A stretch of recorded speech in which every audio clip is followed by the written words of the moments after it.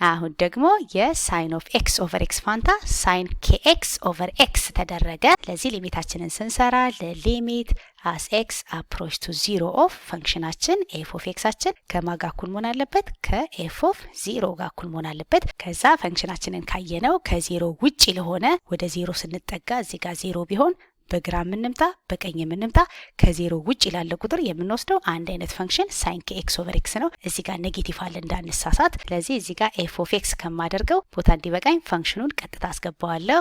እዚህ ጋር ኔጌቲቭ ኦፍ ሳይን kx ኦቨር ኤክስ እንደማለት ነው። ይሄ ከማጋ እኩል መሆን አለበት ከf ኦፍ 0 ጋር እኩል መሆን አለበት። በፋንዳሜንታል ደግሞ ትሪጎኖሜትሪክ ሊሚት ሳይን ኦፍ kx ኦቨር ኤክስ ማን ነው? ቁጥሩ ራሱ እዚህ ጋር ያለው k ነው። ቅድም የሰራ ነው ሳይን x ኦቨር x ስለነበረ 1 ነው።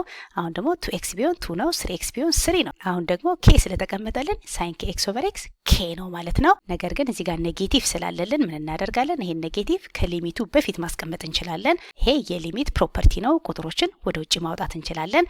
ከዛ ሳይን kx ኦቨር x ደግሞ k ነው ብለናል። ስለዚህ ይሄኛው ሊሚታችን k ነበረ፣ በኔጌቲቭ ስናበዛው ኔጌቲቭ ኦፍ k ይሆናል። ስለዚህ ይሄኛውን ፓርት ካልኩሌት ስናደርገው ሊሚታችን ኔጌቲቭ ኦፍ k ነው ይመጣልን።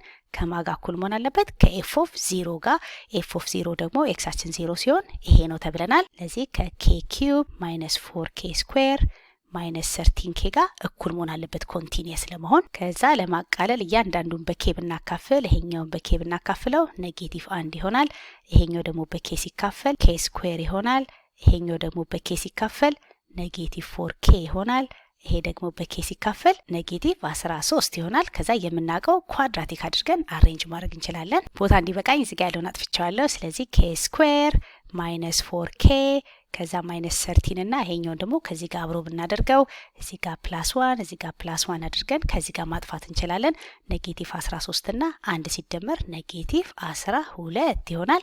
ከዛ ኢኳልስ 0 አደረግነው። ኳድራቲክ ኢኩዌሽን ፋክተራይዜሽን ስለሚቀለን ሲባዙ ኔጌቲቭ 12 ሲደመሩ ደግሞ ኔጌቲቭ 4 የሚመጡ ቁጥሮች ነው የምንፈልገው። ሲባዙ ኔጌቲቭ 12 ሲደመሩ ደግሞ ኔጌቲቭ 4 የሚመጣልን 3 ጊዜ 4 ብናደርግ 12 ነው። 2 ጊዜ 6 12 ነው።